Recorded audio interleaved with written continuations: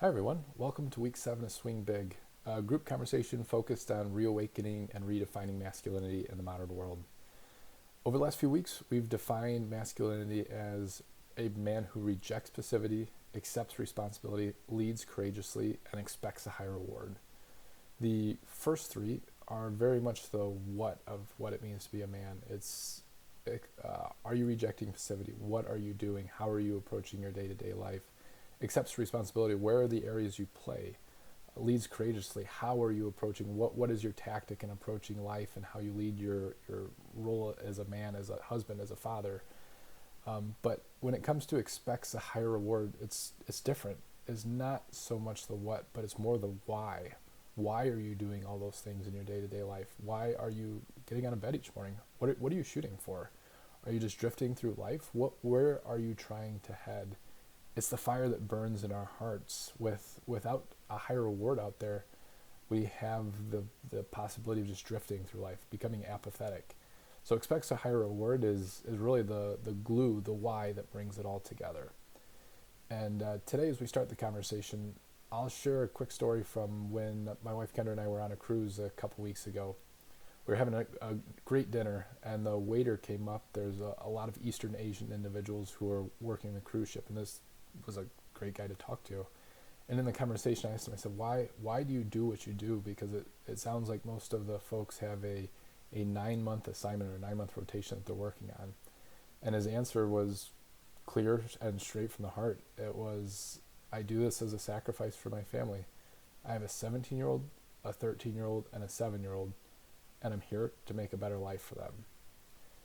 And I sat there struggling to leave my 3-year-old and 1-year-old for a week of vacation behind. And here's someone who's sacrificing 9 months of their time at a time to make a better life for their family. That hit me pretty hard. Another way to look at this one, I was actually out ice fishing this morning with a buddy, and he told me of one of his friends who's a doctor who's in his 60s and was reflecting on a lot of the end of life conversations that you unfortunately get to have as a doctor. And conversations around work, conversations about money, conversations about possessions, that's just not on the table. The consistent theme is how people are spending their time, their relationships, who they're spending their time with. Something bigger than themselves, I'd even say. And so when we start to talk about expects a higher reward, probably the easiest example of this to talk through would be religion, right? The prospect of afterlife. It's been around. It's part of most religions, maybe all religions. I don't know, but it's a common concept in the Christian faith. There's heaven. There's afterlife, whether it be reincarnation. There's something that is a reward for your behavior in some faiths, and some that is a reward or grace from a creator in other religions.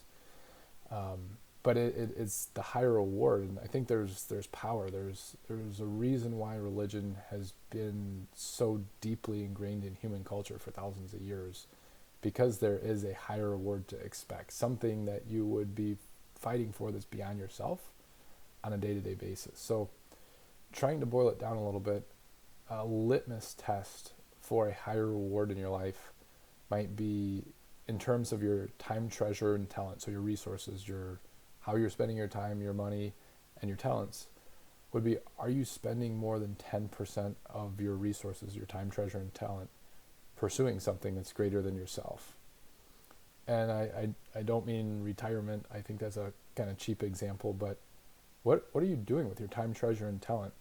If you were just simply getting up, getting through the day, and using your resources for yourself, there's really not a higher reward in there.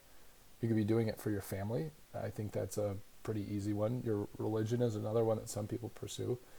But also in a world of numerous causes today, if climate change is something that you're passionate about, are you spending more than 10% of your time, treasure, and talent there? If not, I'll call it an interest, maybe a hobby at best. So think about it. Where are you spending your time, treasure, and talent? For me, one that is certainly top of mind is with my kids. I am so darn passionate about creating a better life for those little kiddos. That's one that's top of mind for me. But even when it comes to my faith, being transparent, I'm not hitting that 10% mark. So I can't mark that as something that defines me, something that is a high reward I'm expecting. And it's surprising to hear that. So it opens my eyes to hear that. So think about where you're spending your time, treasure, and talent. Is it more than 10%? And is there an area where you're spending more than 10%? And if not, there should be. There should be something out there. So maybe that's something to think about. So with that, we'll wrap up today. We've defined masculinity as someone who accepts responsibility, rejects passivity, leads courageously, and expects a high reward. So 3, focusing on the what, expects a high reward being the why, kind of the core, the longer term view of why we're doing what we're doing. Today's a little different. I am just kind of speaking from a couple notes rather than reading a script, so it's a little new, probably a little sloppy. We'll learn from it. But I hope you've enjoyed the conversation. If you've enjoyed it, please throw your comments in. Interested to hear what everyone thinks of this one. Feel free to subscribe if you want to continue to be part of the journey. And with that, we will wrap up this week. So thank you for your time. We will figure this out. We're going to light that fire so we all can be men that wake up with a longer term view of where we want to be down the road. Thank you.